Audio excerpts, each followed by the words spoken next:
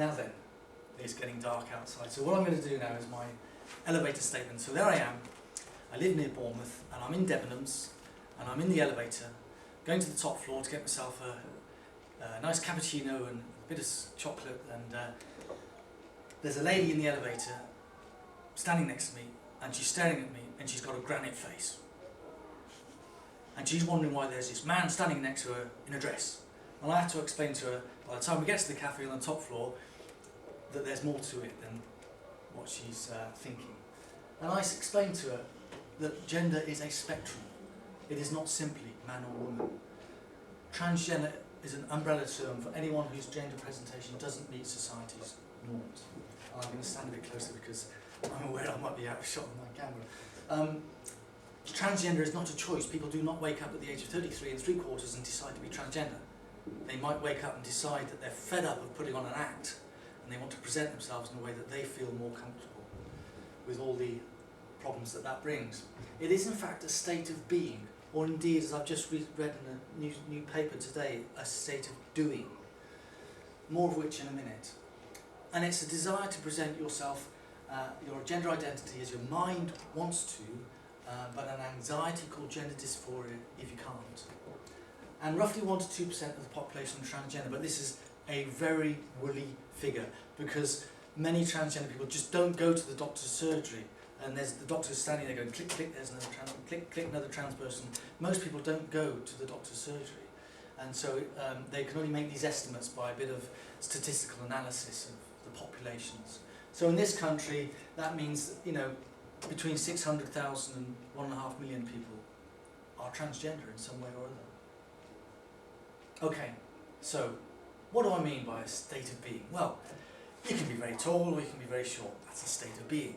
You can be left-handed or right-handed. You can be very pretty, or you can be not so pretty. And I'm going to move off that slide very quickly onto music on hold, and I'm going to explain that a bit more. So, if you look at someone who's short or tall, there's not a lot they can do about that. They can put some high heels on, and that's about it. If you're left-handed or right-handed, you can have a bit of electroconvulsive therapy, but that's not going to work. But if your physical presentation isn't what you would like, then there is something you can do about it. And today, you know, in this room, we've all got one thing in common. One thing I know of in common, which is that we're all sitting here feeling comfortable. And we might have put some clothes on to get warm, or taken some clothes off to stay cool. We might have done our hair, done our makeup. Whatever we're doing, we might have gone to the loo, something to eat. We're feeling comfortable. But for some of us, those superficial things are not enough. And we might be, or have done, looking into other things like surgical interventions to make ourselves feel more comfortable. And for example, a facelift, maybe breast enlargement or reduction surgery, maybe a bit of liposuction, or a bit of varicose vein removal. Zip. All these things are surgical interventions that we can make to make ourselves feel more comfortable. And if you look at a transgender person, they might want to make themselves feel more comfortable by putting on a wig. I wish this was my real hair. Or some makeup and a dress and some other bodily modifications to make themselves simply feel more comfortable. But for other trans people, that's not enough, and they need to do more. And so they make some changes to their face. They might have facial feminization surgery, laser hair removal, vocal cords shaved. They might have breast enlargement, female to male, or breast reduction, male to female. The other way around. Or they might have genital plastic surgery. All these things are just surgical interventions to make that trans person feel comfortable. No different from a transgender person, sorry, a non-transgender person to transgender. But the non-transgender person, society says, you've had all the facelift and the liposuction and that's fine. But to the transgender person, they have all these things done to them and society says, no, we're going to abuse you, ridicule you, victimise you, ostracise you, and in some cases, drive you, all 40% of you, to the edge of death. That's what we as a society are doing to you guys. Why?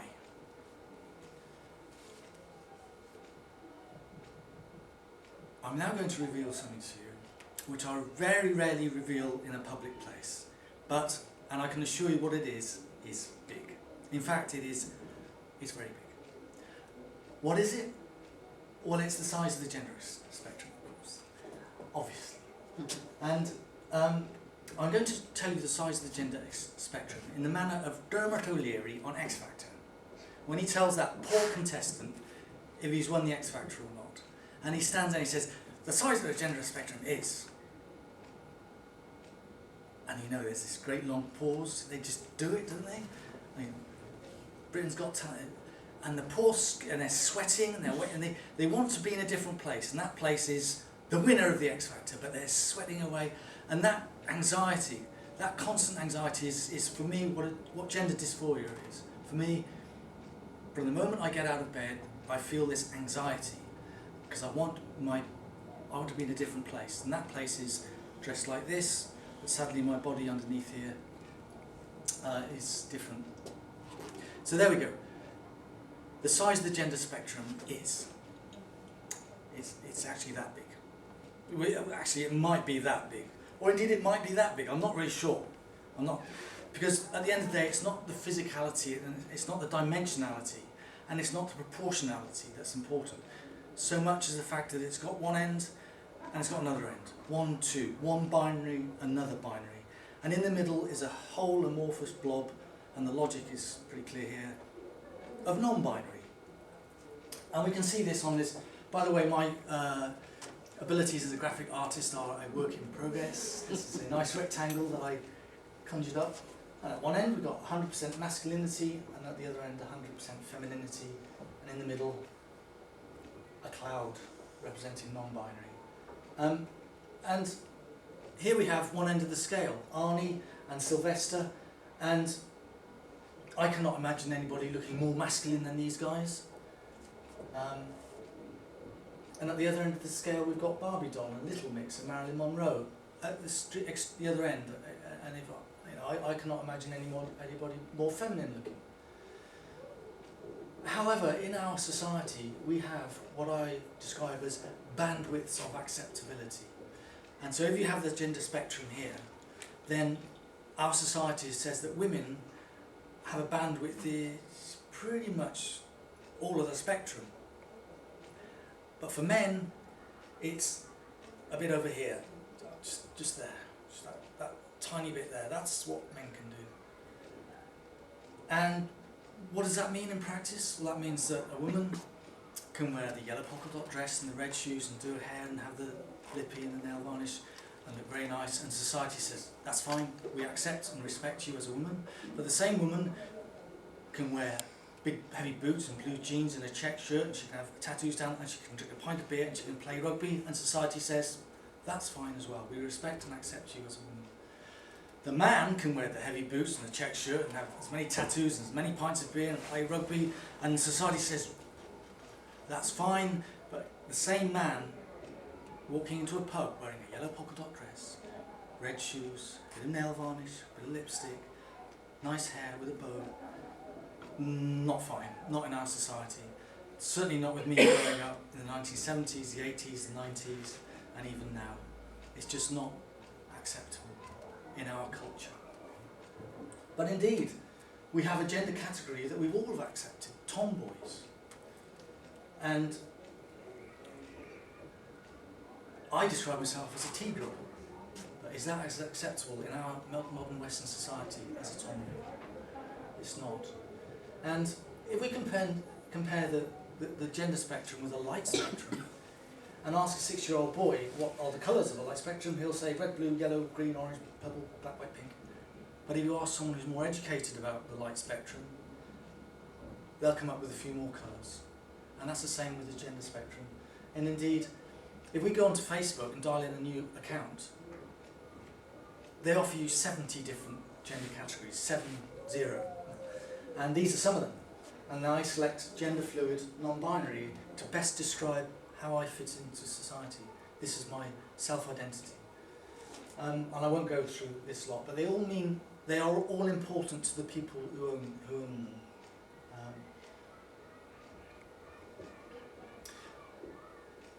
We're going to move on now into Transgender Science, and as I said, Professor Bevan's book is where I take all this from, and it is something, transgender science, that has not really been studied. Well, it was studied in the early 20th century, but the culture around then was so unforgiving, and one of the famous, there's a guy called Magnus Hirschfeld. He was the Einstein of sex in 1910, 20, but all his work, everything he did was burnt to the ground by Hitler and the Nazis. Thankfully, he was out of the country in France at the time, otherwise he would have been killed. But in the latter half of the 20th century, it came on stream, but it was studied as a mental disorder. It was called gender identity disorder, and it is now recognised as a state of being and not a disorder. It is now described as gender identity, or gender identity, I can't remember the word, gender reassignment, I think it is. But gender identity is now the phrase. The research is not overwhelming, so that people can pinpoint why trans people exist. But many recent innovations are helping enormously.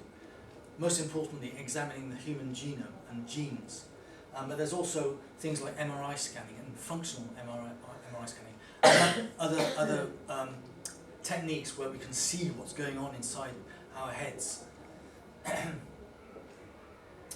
And from this research, there are basically three fundamental concepts of human sex and gender. And the first one is that sex is a physical thing. Primary sexual organs, penis, vagina, womb, prostate.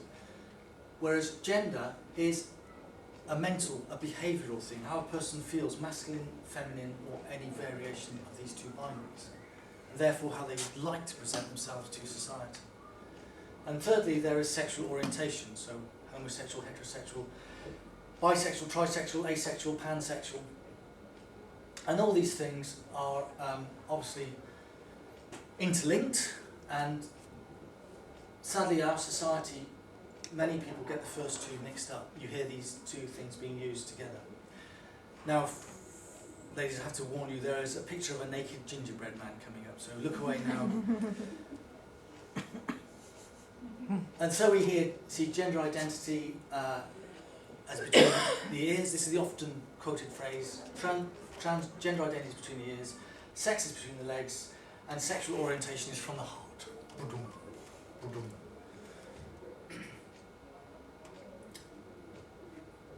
So, the four theories about transgender are genetics and DNA, epigenetics, which are mechanisms that modify the DNA after conception, prenatal exposure to drugs, toxic chemicals, etc. Then there's the effect of other mental issues, childhood traumas, and there's cultural upbringing. But all the evidence, and then many studies have been done on children and their parenting, and they've discounted. I mean, a 4-year-old child who says, I feel like I'm in the wrong body. At that stage, the parents haven't, or the culture hasn't had that much time to have its effect. Yet, this is when the earliest children express their desire. You know, a little boy, you've seen this film, the series Butterfly just recently, you know, at the age of 4, people are aware that they're sitting there playing with Tonka toys and wearing blue jeans, but they'd rather be sat over there playing with dolls and wearing a dress. But society says, oh, no way, you're sitting there playing with your Tonka toy. But they proved that cultural upbringing and other mental... Transgender children do get mental issues, but that's only a result of living in a very hostile society. A father who says, you're not wearing a dress, you're my son, go and play football. So the focus is on what Professor Bevan calls the two-factor theory of genetics and epigenetics. And more papers, I've got one in my bag there, are showing that it is clearly the genes that cause this. So you're born like it. And gender dysphoria is described as a discomfort or distress relating to a mismatch between biological sex and gender identity. Dysphoria is a Greek word for unhappiness, and euphoria is a Greek word for happiness. But I would describe gender dysphoria as, and I've got lots of trans friends, one of my friends said, Julie, I just feel lonely. I just feel so lonely. I want to go out and present myself as I feel comfortable, but I'm 6'3" tall, I'm 20 stone, and I'm built like a rugby player, and people will laugh at me if I wear this skirt. And so it's any negative feeling concerning your gender identity, I would describe as gender dysphoria. And so we have these 4 issues, and as I say, genetics and epigenetics are the focus. But at the end of the day, it doesn't matter what causes transgender. The fact is, people get this dysphoria, this deep burning anxiety. Some it's really powerful, and it just distracts them from doing anything else. For me, it was more irritating and just mildly annoying, and that's why I didn't really feel the power of it until I was in my teenage years, and that's why I was able to put it at the back of my mind for many years. But for many people, they can't do that. It just takes over their lives to the extent that they try and commit suicide because they just cannot present themselves as they feel they want to. And so people have options. They've got this gender dysphoria, what can they do about it? Well, they have transition options. And, well, one of the options is to do nothing. It's just to sit on this feeling and just live with it. And some people do that. But others have choices. They can make social changes to their presentation, which is what I'm doing today. A bit of lipstick, nice dress, and well, I think it's a nice dress. But as I said, other people, the feelings are more powerful and they have to make physical changes, surgical interventions, as we've discussed. And finally, there are legal changes. So people can change their name by depot. They can change their utility bills and stuff. And they can change their name legally by getting a gender recognition certificate. And I'll show you the Act of Parliament that allows that. But any of these changes can be done fully or partially. And I choose social partial changes. So some of the time I'm Julie, a trans woman, other times I'm Bernie, the builder. Well, I am since I've done building heroes. I'm a very dangerous builder because I know a little about a lot. That's what they teach you here. I'm a bricklayer, I'm a plasterer. No, you're not. So all these things are, interchangeable, mix and match. And many of my friends, I've got loads of transgender friends, and many of them are social. But I've got others who are doing the full operation. But less than 50% of trans people have surgical plastic surgery, genital plastic surgery, the sex change.